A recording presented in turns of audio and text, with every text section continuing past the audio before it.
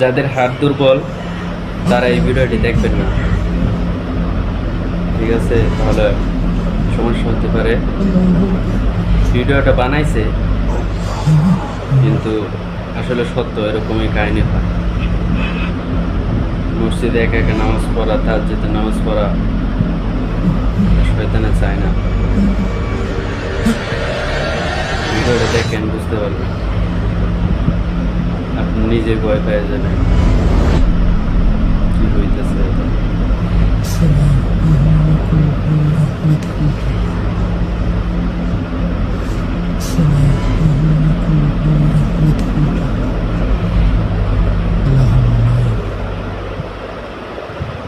গায়ে রুম দাঁড়ায় গেছে আমার।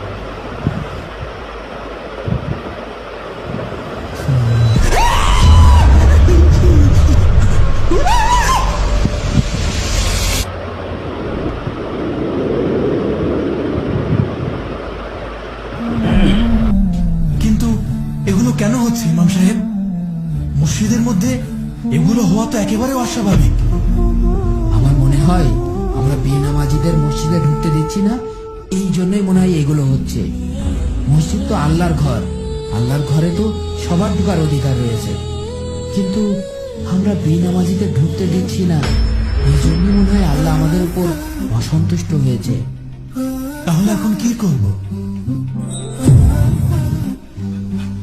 মসজিদের চারপাশে আপনি যেখানে যেখানে পানি ছিটিয়েছিলেন সেখানে এই মাটিগুলো ছিটিয়ে দেবেন, দেখবেন ইনশাল্লাহ সব সমস্যা দূর হয়ে যাবে। আচ্ছা ঠিক আছে। আচ্ছা শোনেন, ফজর হওয়ার আগে মসজিদের চারিপাশে মাটি ছিটিয়ে আপনি আপনার গ্রামে চলে যান, আমি এদিকটা সামলে নেব। আর এই মাটি নিয়ে যাওয়ার সময় পিছনে অনেক দুষ্টু জিন আপনাকে ডাকতে পারে, আপনি কিন্তু পিছনে তাকাবেন না আর একদম ভয় পাবেন না। আর খেয়াল রাখবেন ফজরের আগেই যেন কাজটা হয়ে যায়। ঠিক আছে ইমাম সাহেব, আপনি এই দিকটা তাহলে সামলে নিন আর সাবধানে থাকেন।